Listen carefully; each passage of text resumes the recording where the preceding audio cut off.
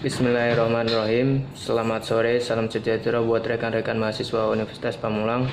Di sini saya dari kelompok 2. Sebelumnya saya ingin memperkenalkan anggota kelompok saya yaitu Anissa Wulandari, Vicky, Bayu Prastia, dan Yulianto Patinunang. Di sini saya bersama di kelompok 2 yaitu membahas tentang laporan keuangan konsolidasi metode harga perolehan. Di mana pada laporan ini sebelumnya kita akan bahas mengenai pengertian laporan keuangan konsolidasi.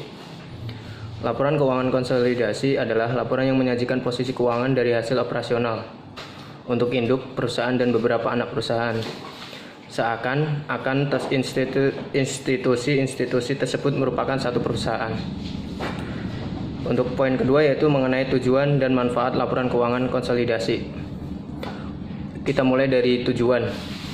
Jadi tujuan laporan keuangan konsolidasi yaitu agar dapat memberikan gambaran yang objektif dan sesuai atas keseluruhan posisi dan aktivitas dari suatu perusahaan yang terdiri dari atas sejumlah perusahaan yang berhubungan istimewa, di mana laporan keuangan konsolidasi keuangan diharapkan tidak boleh menyesatkan pihak-pihak yang berkepentingan dan harus didasarkan pada substansi atas peristiwa ekonomi juga. Untuk manfaat dari laporan keuangan konsolidasi, ada beberapa manfaat laporan keuangan konsolidasi. Yang pertama, yaitu untuk kepentingan jangka panjang, efek anak perusahaan terhadap induk. Untuk kedua, yaitu memberikan informasi terkini kepada manajemen induk perusahaan terhadap kinerja anak perusahaan. Untuk poin ketiganya, yaitu mengenai kepentingan informasi pihak luar. Selanjutnya adalah dalam menyusun laporan keuangan konsolidasi antara induk perusahaan dan anak perusahaan dapat digunakan dua metode, yaitu satu, metode ekuitas, kedua yaitu metode harga perolehan. Nah, di sini dari kelompok 2 yaitu membahas tentang laporan keuangan konsolidasi berdasarkan metode harga perolehan.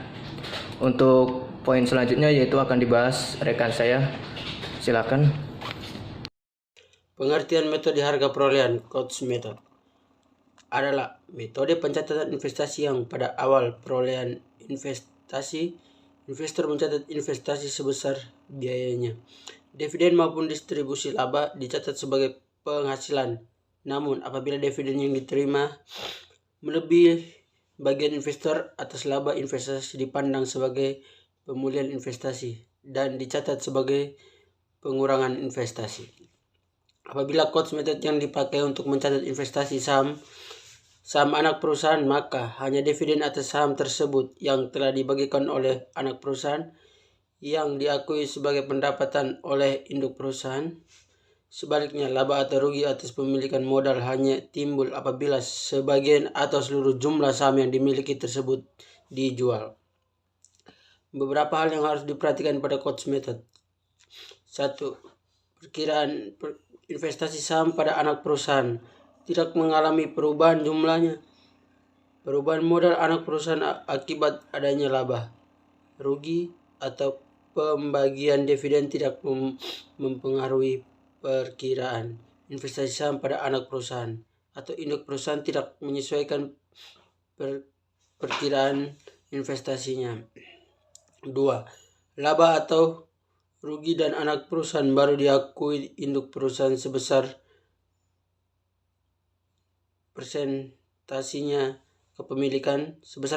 kepemilikan pada saat akan disusun neraca konsolidasi melalui perkiraan laba yang ditahan untuk induk perusahaan.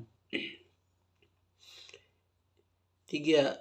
Penghapusan eliminasi terhadap perkiraan modal saham, AIGO saham, dan retain anak perusahaan hanya didasarkan pada jumlah awal saldo atau saldo awal pada saat kepemilikan.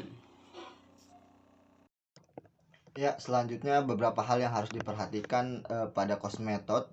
Yang keempat, metode cost berdasarkan pada asumsi bahwa investasi induk terhadap anak perusahaan merupakan bagian dari aktiva. Yang kelima, nilai investasi harus selalu tetap karena akan ditampakkan dalam neraca sebesar harga perolehannya saja. Yang keenam, perubahan nilai aktiva bersih anak perusahaan sebagai konsekuensinya dari kegiatan operasionalnya tidak akan mempengaruhi besarnya nilai investasi tersebut. Yang selanjutnya di sini ada ciri-ciri metode harga perolehan. Yang pertama, laba atau rugi diperoleh perusahaan anak tidak dilakukan penjurnalan. Yang kedua, eliminasi saldo modal, agio dan LYD perusahaan anak ditentukan dengan bertitik tolak posisi pada neraca. Yang ketiga, hak minoritas ditentukan dengan bertitik tolak pada posisi akhir transaksi di kertas konsolidasi. Yang selanjutnya juga di sini ada pencatatan dalam metode harga perolehan. Ada 4. Yang pertama, perusahaan induk mengakui adanya pendapatan hanya terhadap dividen atas saham yang dibagikan perusahaan anak.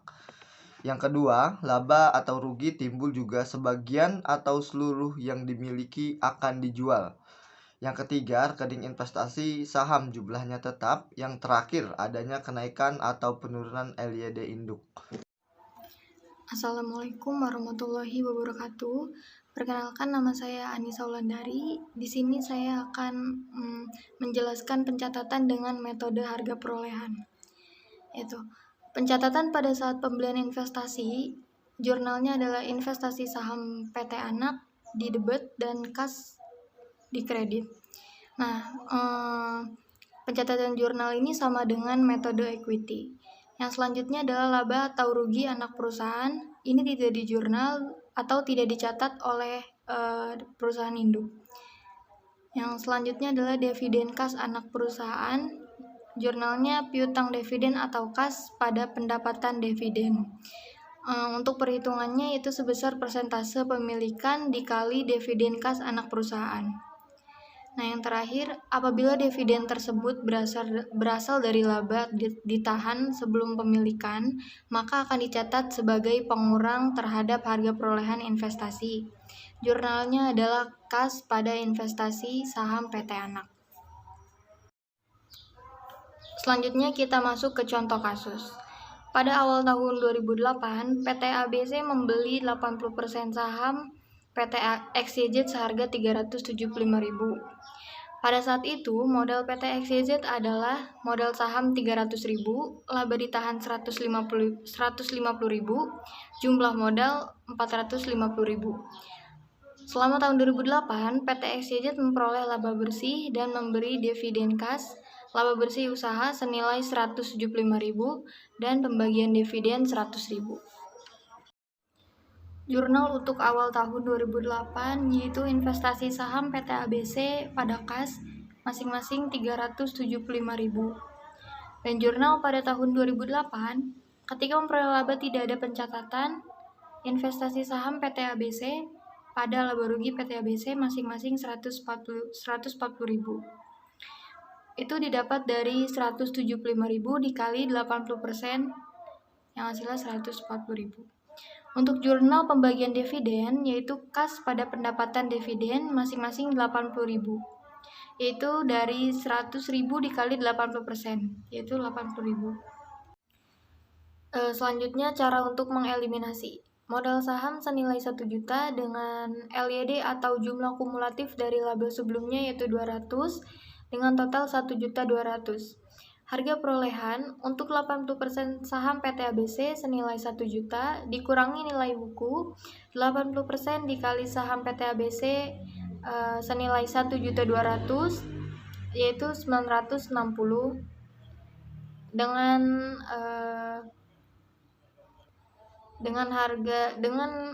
kelebihan harga perolehan di atas nilai buku yaitu 40.000. Jurnalnya adalah modal saham PT ABC senilai 800.000 dengan jumlah kumulatif dari laba sebelumnya adalah 160.000